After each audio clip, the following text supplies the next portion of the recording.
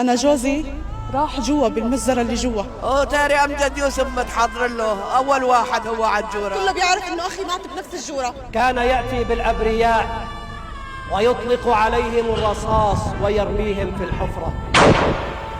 كنا نشوف المجرمين قدام عيوننا ما ننسجر نحكي شيء. عندي 3 أولاد خالي مع نسوانهم مع أطفالهم، شو ذنبهم هدول؟ كم يتيم بكي على أبوه. طيب ليش الحرق؟ لكأني بالضحايا وهم يتقاطرون إلى الحفرة وقد قالوا يا رب خذنا من الحق.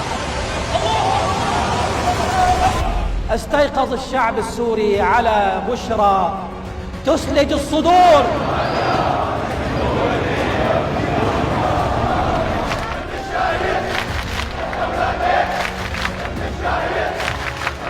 كل عم يهنيني انه الحمد لله كما شاء امجد يوسف بخطية هالعالم اللي راحت براء. يعني فرحة كبيرة سبحان الله، ودموعي على خدودي من الفرحة، فرحانين من كل قلبنا. يعني أحلى يوم بعد التحرير. يعني هلا فينا نعذب شهدائنا. خبر اليوم مسكوا امجد يوسف.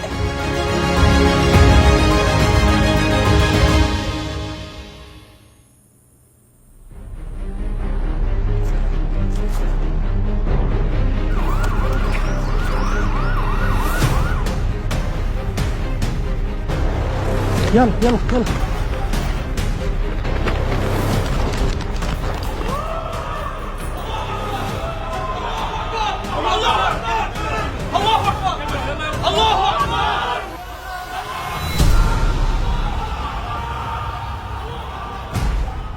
بداية بحب أهني الشعب السوري على إلقاء القبض على المجرم أمجد اليوسف، المتهم الأول في قضية مجزرة التضامن اللي راح ضحيتها العشرات.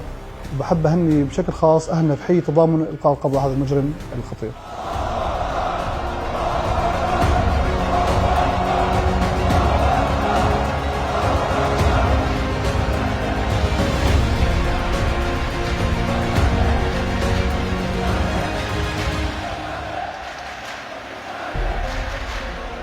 في صباح يوم الجمعة وفجر يوم الجمعة كان العمل مخطط له قبل فترة عدة أيام. جهزنا المسح الجوي مع ترتيبة خاصة لموضوع الاعتقال، وكان في كذا طوق أمني لتنفيذ العملية بشكل صح وما يحدث معنا أي إشكال خلال تنفيذ العمل. لله الحمد كان العمل ميسر.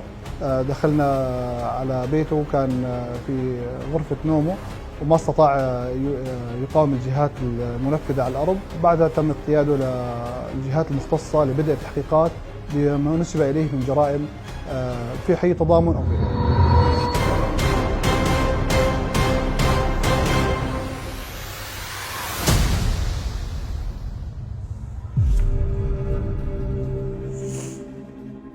أنا أمجد يوسف، مساعد أول.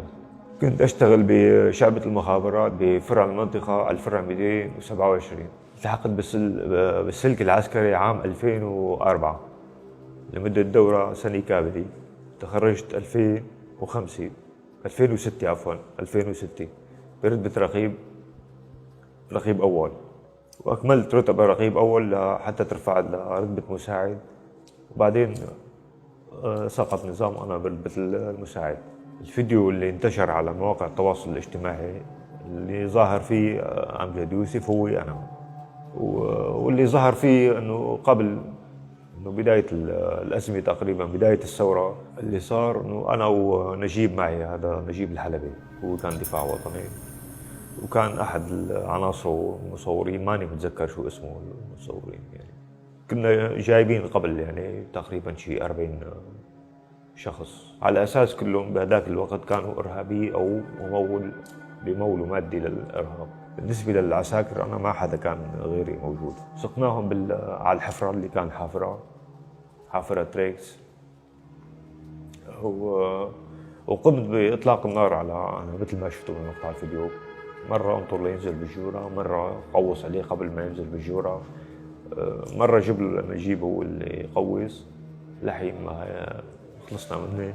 وبعد ما نخلص من إطلاق النار كنا حاطين دواليب على الأرض تحت منه، نرجع نحط دواليب فوقهم ونشغل النار فوق منهم لحتى يصير ما تطلع ريحة يعني بالمنطقة. شعلنا فوق منهم نار واطمرنا الجورة. طمرها هو يعني بعد يوم يعني. ما عاد بيعملوا لي. انت بقرارة نفسك؟ انا بقراري نفسي، انا بدون ما عندي رتبة عسكرية انه اعطتني امر او ضابط او لواء. لو كان عندي بقول لك انا بالعكس بشيل المسؤولية عن حالي. والله انا ما اخترت الضحايا، مو اختياري، مو كان متفق عليه العدد 40 شخص، يعني هيك صار، هيك تكونت الظروف وانخلق العدد، يعني هذا يعني ما اخترناه. انا اطلع معه جيب فلان مثلا، فلان من الناس عليه معلومات او اجى حدا كتب فيه تقرير او وصل معلومات عنه انه كان مع المسلحين بمنطقه معه وطلع مثلا وطابق متخبى، فلان كان يدعم المسلحين بمادي او اي شيء. هيك كانت تجي المعلومات وعلى اساس نطلع نجي.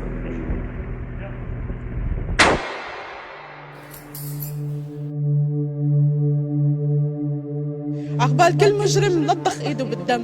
لكن بيمسكوهم باذن الله. انا عم اشتغل شغلهم بالدوله الحمد لله، مو نسياني. حاطين عيننا بعين الله، والله ظهر الحق اليوم. الله ينصركم، الله يحميكم ان شاء الله يا رب يا رب. كمان عقبال بشار الاسد. نحن في وزارة الداخلية نعاهد الشعب السوري بأننا ماضون في تحقيق العدالة الانتقالية حتى إلقاء القبض على آخر مجرم سفك من دم الشعب السوري وكان له يد سوداء في الثورة السورية العظيمة. كما نشكر رجال قوى الأمن الداخلي في وزارة الداخلية لما قاموا به من تنفيذ المهمة بشكل صحيح وتقديم أمجد يوسف إلى قبضة العدالة.